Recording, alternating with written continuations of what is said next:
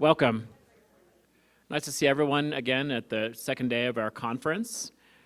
Today we will hear some lectures and meditations on Gerard, on the design side of Gerard. And when we thought about what this conference should look like, we thought that it would be interesting, just like the exhibition coming to our museum, to look at the folk art side of Gerard and then also look at the design. His design work, and as you know, as we've been hearing, these two halves of the man were cross-pollinate each other in a really interesting way. In the same way, having the exhibit here is, I know that it's been terrific in all the other venues, but none of the other venues have the Gerard wing, and so that's a major deal. Oh yes, thank you. Please turn your phones to silent. Yeah. I'll make sure mine is too. So this is, at our museum we've had more than 150 exhibitions since 1953, but the Gerard exhibition, the Vitra show, is obviously a little bit uncharacteristic for us. But it really has shown, really has enriched our museum and our museum community.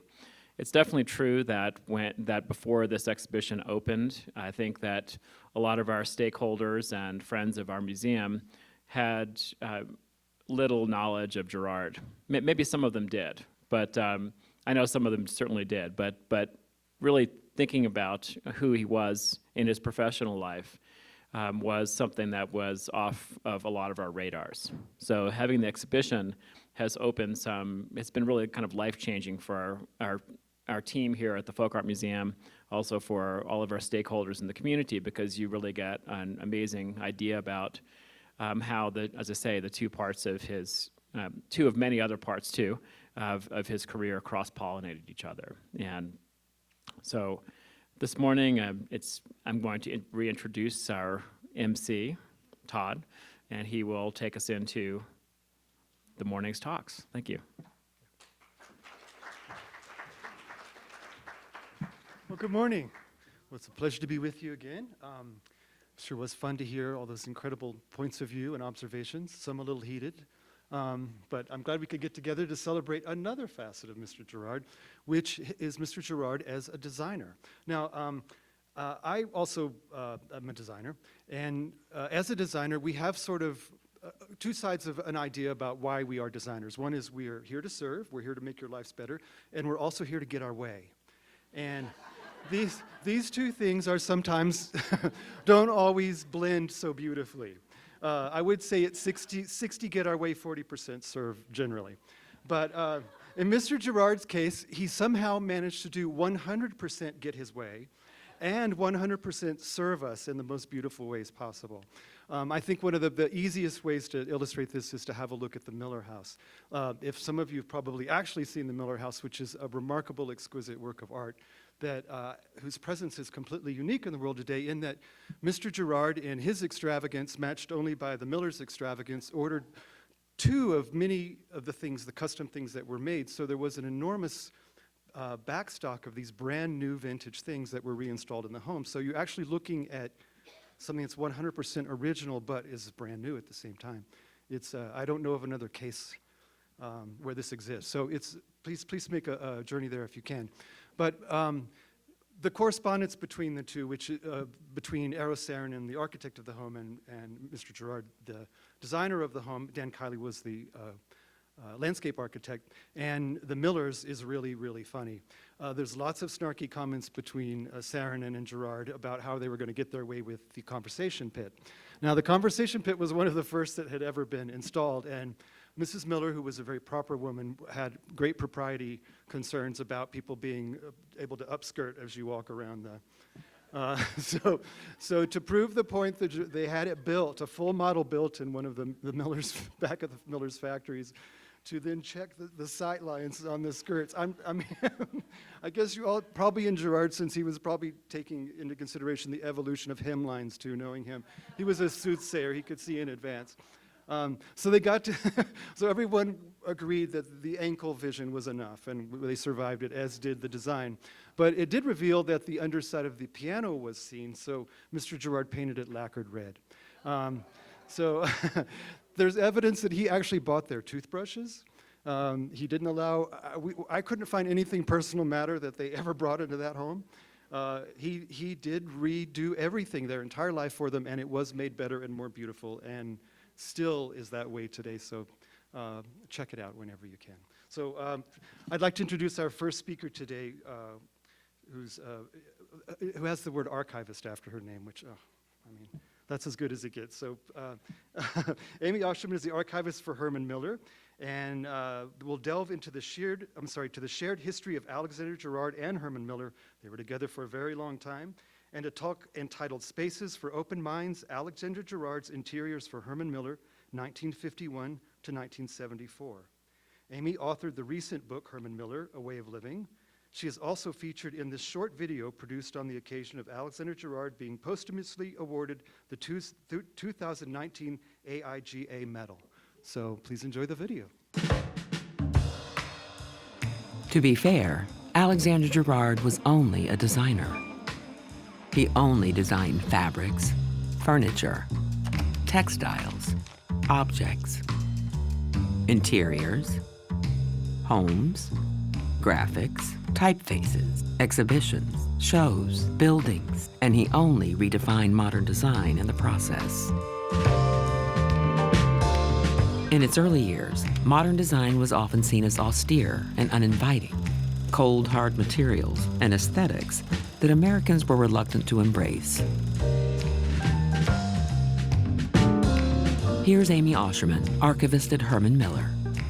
What Gerard brought to modernism was a warmness and a humanity.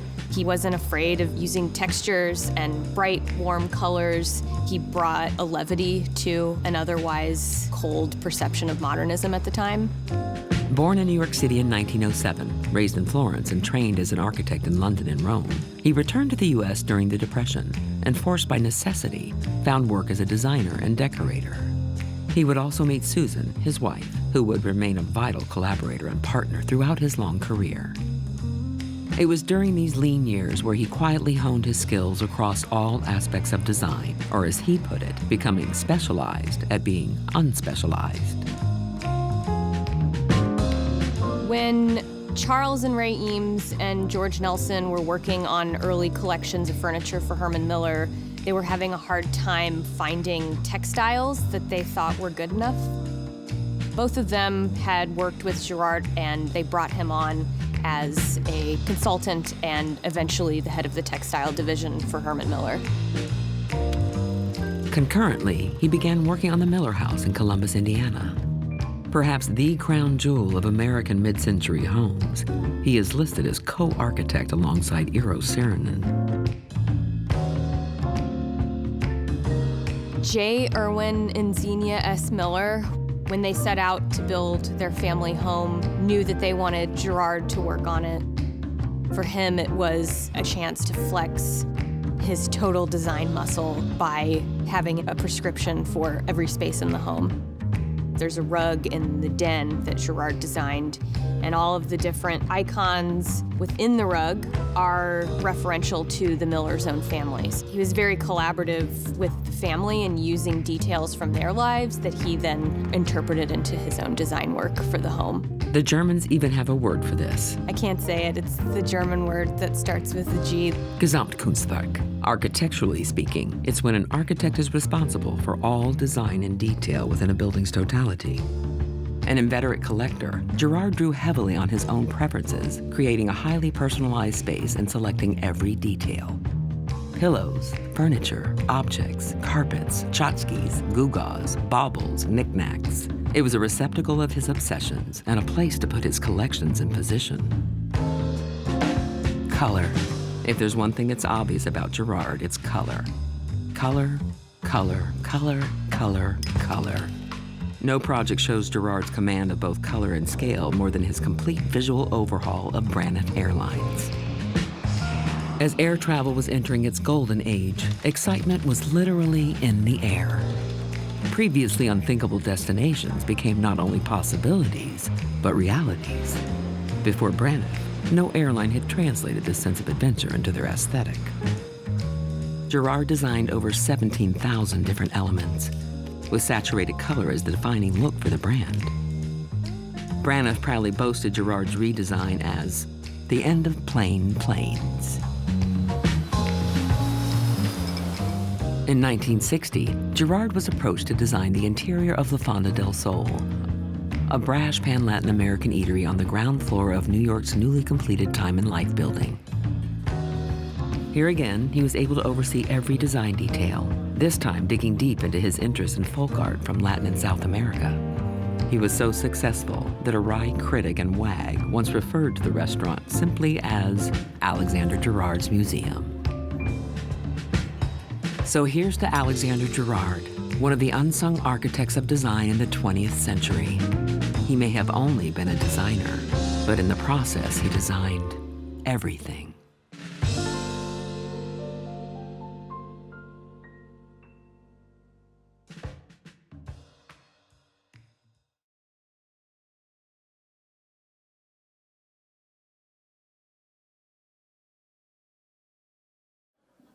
That was really fun to make. The directors of that film, they were initially commissioned by the AIGA and then reached out to us because we'd worked with them before for Herman Miller. So I opened up the archives and let them use some of the material. So hopefully Jochen from the Vitra Design Museum isn't appalled by my collection's care. So just a little bit of background. Herman Miller is a furniture manufacturer in Zeeland, Michigan. It was founded in 1905. This guy, DJ Dupree, started at the company in 1909 and then sort of made it into the company that most people know it as today. Here's a view from the 60s of our building in beautiful West Michigan. And I'll do the Michigan thing in case you don't know where it is, but here's Michigan, and it's about here. It's about 2 hours away from Chicago, but a small town. So just keep in mind, you know, it's a Dutch Calvinist community. The furniture industry thrived there because both the people who had the hand skills to make furniture were paired with the copious amounts of trees that then they could cut down and make into furniture. As it stated in the video, Gerard came to Herman Miller via his friends, or BFFs, I like to say, Charles and Ray Eames and George Nelson. But his first project that was sort of a collaboration with Herman Miller was Space for an Open Mind. And now you guys can feel like you're with me in Grand Rapids, Michigan, but this is the Grand Rapids Furniture Museum, which in 1951 was reopening, and the American Institute of Decorators paired designers with different manufacturers, and they paired Girard with Herman Miller. And so this is a space, it's actually the attic of this home. I'll sort of flip back, so just imagine where those dormers are. And then here's the room. Also, this is going to be, we've had a lot of slides digitized for the book that we recently finished. It's in the gift shop. But this will kind of be like a slideshow today, which is really fun, and I feel like old school, get back to slideshows. But this is the space in the attic. As you can see, every piece of furniture is Herman Miller. And then also in the back, Mr. Girard completed a mural called Extract of Romance. And I love this quote. The mural is in brilliant color. I made it entirely out of various papers, Italian, Chinese, domestic, etc. The ladies in it are cut out of magazines, mostly Vogue. So I think, you know, we're here in the Folk Art Museum, which the Girard wing is like the ultimate 3D mural of, you know, it's an ultimate 3D mural. So I love seeing this as an early example, both of his relationship with Herman Miller, and you just see this through line of the types of projects that he liked to complete. And, you know, spec'd the furniture for this room, which was probably easy enough for him as a genius, but then thought, oh, I'm gonna make this beautiful paper mural as well, cut it out of tissue paper and have that, you know, be the thing that is anchoring the room and the most beautiful. So this was his first engagement with Herman Miller. After that, he was brought on in 1952 to lead our textile division. So again, here's some nice images of Girard and the Eameses, Charles Eames's daughter Lucia, and I believe that's Edgar Kaufman. and then a cute dog. I bet Corey and Alacia and Marshall might know which dog that is. And then here's the press release. I just like getting some letterhead in here, but this is the press release announcing Girard heading up Herman Miller's fabric division. Our speakers later this afternoon are going to get even further into his textile work for Herman Miller, but I want to show the amount of control he had over not only designing his products, but how they were marketed as well. So invitations to showroom openings, advertisements.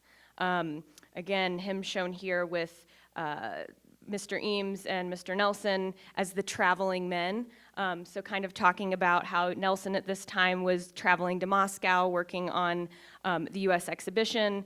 Charles Eames always traveling. And then, of course, Mr. Girard. And then on the left, we have a clipping from our archives. Grand Rapids Market Daily, 3 famous heads get together. Herman Miller Furniture Company's 3 outstanding designers take a breather for market activity. Left to right, Charles Eames, Alexander Girard, and George Nelson. And then all of it was made and screen printed, and, or not all of it, but there was a screen printing outfit in Michigan as well, so it's fun to see the manufacturing aspects. Also designing all of the marketing material, so if you were a salesperson, you would have these textile booklets that you were able to take on a job with you and show people what they had to choose from. I like these meta advertisements for advertisements, kind of. So the ad on the left is for a textile binder that Girard designed that then was advertised in, probably arts and architecture or interiors magazines, encouraging people to buy these sales tools and then make them part of their offer. So here's a shot of that binder, which is just beautiful. One of my favorite aspects or details of it is on the textile cards, which Girard designed. There's a window where you can, take it out and see the opacity of the textile, but he just it's another example of him thinking of everything.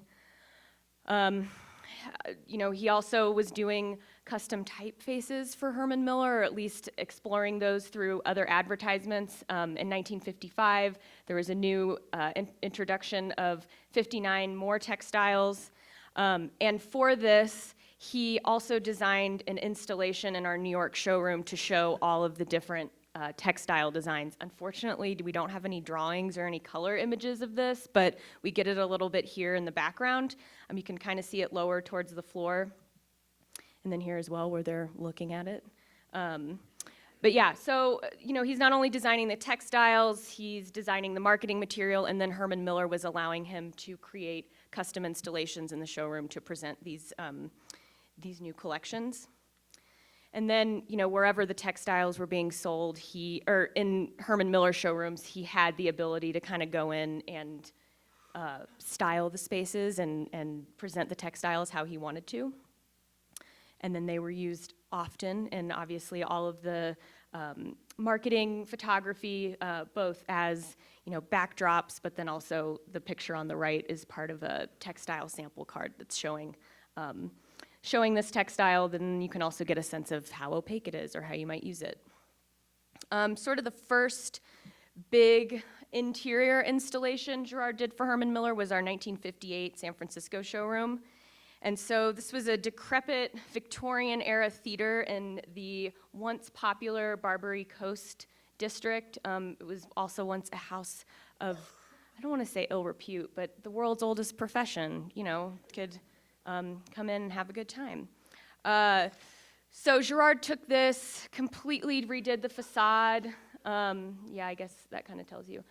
You'll see in a few images, but completely redid the facade, saw the potential in this building that probably nobody else did, and made it into the most beautiful showroom that Herman Miller had to date.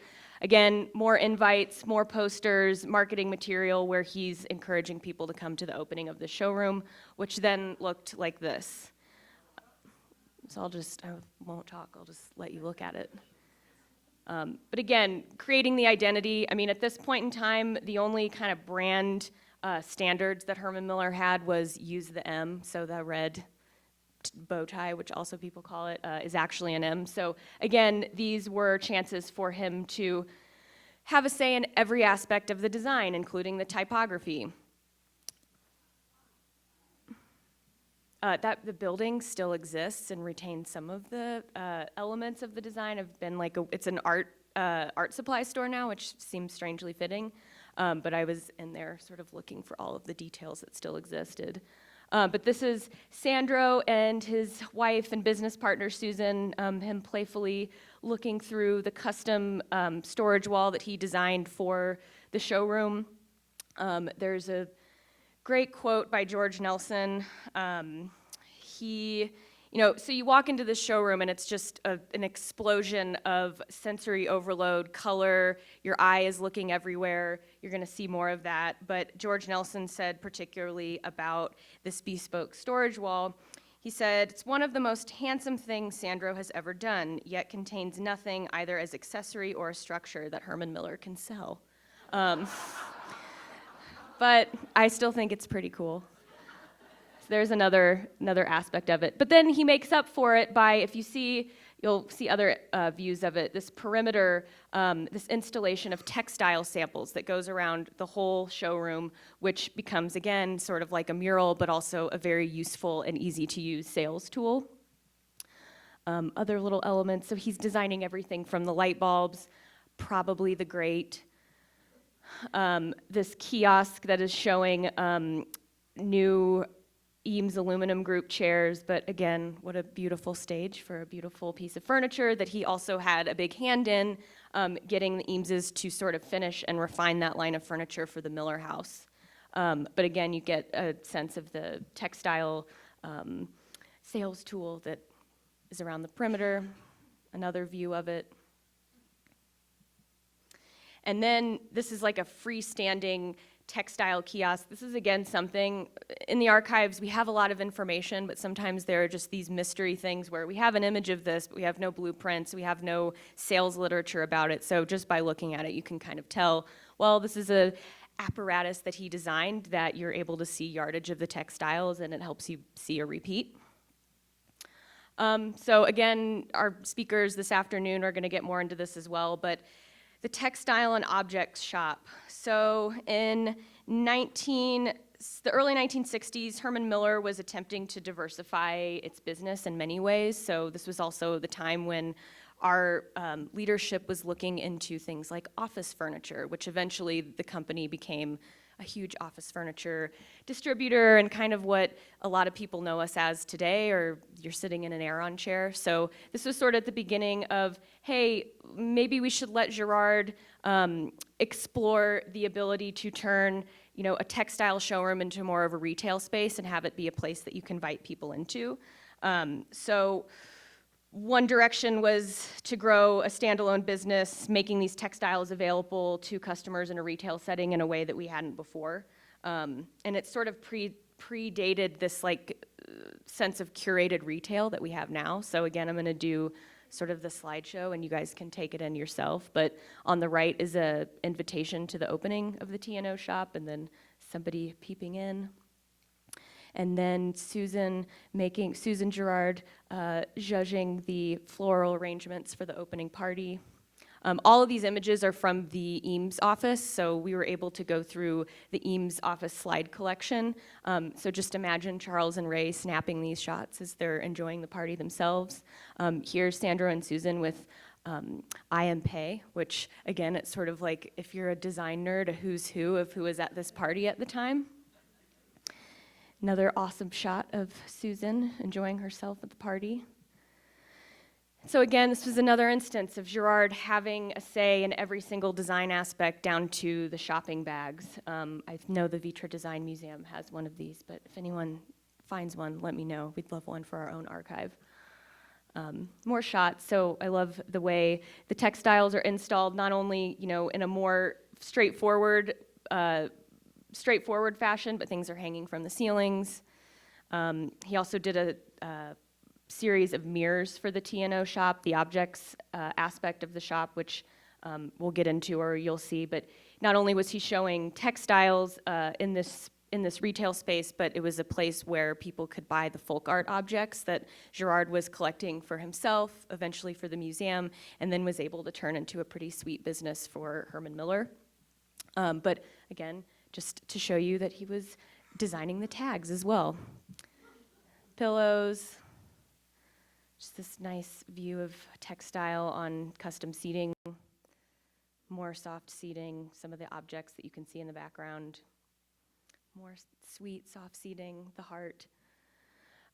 Dolls that were done by Marilyn Neuhart, who worked for both the Girards and the Eameses, but these were her sweet little line of dolls that were also sold in the store and then commercialized by Herman Miller as well. More views of folk art. You might see stuff that looks familiar if you've taken a stroll around the museum. These, I'm blanking on the artist's name. I think it's Herman Martinez Mendoza. But I like to call these the party dogs because they always look like they're having a lot of fun, and we have some in the archives. Another shot. So, I mean, just imagine walking by this space in 1961 New York and having your mind blown. So, unfortunately, T&O was only open for a couple of years, and again, it was at this time when Herman Miller was attempting to diversify the business, and by 1963, the office furniture explorations were sort of taking hold, and T&O was having a hard time keeping all of this folk art in stock. They're like, we can't be sending Girard around the world all the time on buying vacations. So eventually the shop unfortunately closed, but we still wanted an aspect of T&O within our showroom. So Gerard created these kiosks that were showing not only the folk art that you could spec and buy for your own home, but also a way to see different textiles as well. And then this was a sale, presumably to one of the last sales at T&O. But just imagine getting this in the mail. It's beautiful, screen printed, inky, and one of my favorite pieces of graphic design in the archives. So the Girard Group, we saw in that video, like Braniff was a giant project for Girard. It was also something that Herman Miller was making all of the furniture for these airline lounges, and it was Herman Miller had a special projects division, and so we would take on large-scale orders and do custom pieces for something like Braniff, but then we tried to commercialize it as well. So here's some drawings of the hex table and one of the chairs. Girard, about the line, said, it was not unlike the chameleon. Its character remains intact, yet its skin, texture, and color change to suit the environment. So when you spec'd one of these pieces, you had to choose everything from the cushion textile, the welt, what you wanted underneath. So I think for anyone other than Girard, this would be a really hard task to complete and make it look good, but all of course, the way that he married color and texture and pattern was very successful in things like the Braniff showrooms, but when people tried to spec this for themselves, it just didn't work. And so unfortunately, this line of furniture was only available for about a year. So again, if you have any in your basements, let me know. I actually did find one of the coffee table that's in the image on the right, I found in one of my colleagues' basements. Her father had worked for Herman Miller, and they had some stuff hanging out in the basement, and she's like, I don't know, I think I have something.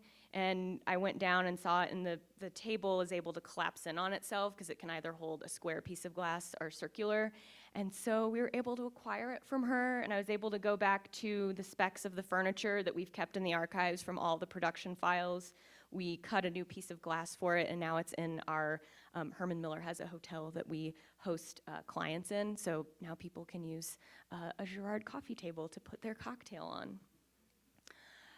But, you know, with something like the furniture line, he was also looking at how you style it in a space and how you present it to people. And so this is a mock-up of mini furniture, which I love tiny furniture, so finding this image was amazing. But this is a mini spec of what looks like aspects of the photo shoot that we saw in the back, but obviously this is a layout that, you know, potentially was used in a showroom or another Herman Miller space. So when this, I apologize for the quality of the slides, but I wanted you guys to be able to see what like the opening party for the Girard group looked like. So we have a few of these slides where he has completed the interiors. We invited people in. He's also styled it with folk art. Has, you know, one of my favorite things that we've discovered through this process of digitizing these slides, the table on the bottom right, actually is in the Miller House now, or part of the Miller House collection. So all of us archives, design curator, Girard enthusiasts, it's nice to come to something like this because you can become connected, and somebody might see something in an image and say, oh, we were trying to identify what that was in the Miller's barn, and now we're seeing it in Herman Miller showroom photography, and now they can now know that it was painted by Toonsy Girard. There are probably a few examples of it, but all to say, there's one here too? Perfect, see? I'm so glad I'm here. But yeah, I mean, we only have a few images of this furniture launch, and so trying to pinpoint all of the objects that may have found their way at some point into another Herman Miller showroom, or the T&O shop, or a showroom installation like this.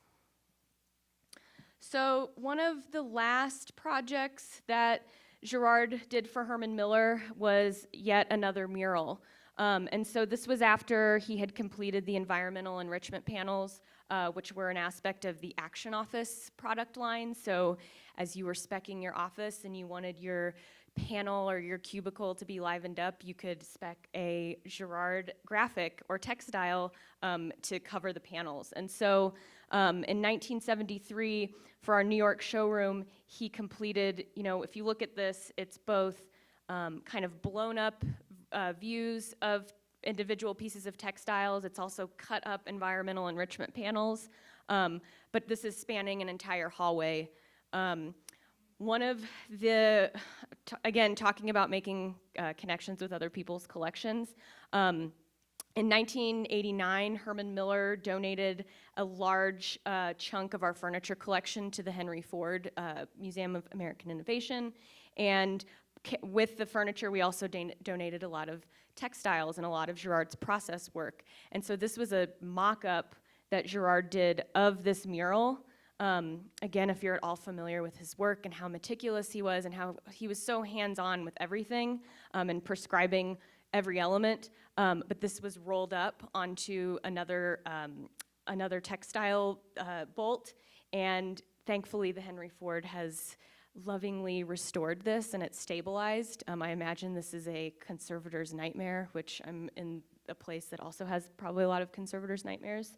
But unfortunately, again, our photo archive has only retained a few snapshots of this, but you like to see the scale, how people are interacting with it. This little guy obviously loved girls, the environmental enrichment panel. But I love this as sort of a culmination of Girard's interior and textile work for Herman Miller coming together, and it's it's showing how, his through line of work, he was always thinking in this 3D, wanted to make space for people and can communicate ideas in a variety of ways. Again, another view, so this is also at a launch for the environmental enrichment panels. And I think this is a good ending image. But I want to read a quote from one of Herman Miller's CEOs about Gerard's spiritual contribution to Herman Miller. Hugh Dupree said, "We followed Alexander Girard where he led us because we knew he had impeccable taste and incredible astuteness about space, color, and pattern. He provided for the Herman Miller program an emotional enrichment which made a vast difference. For those of us who were fortunate enough to work with him, particularly in Santa Fe, he gave us a sense of joy and pleasure." And that's it.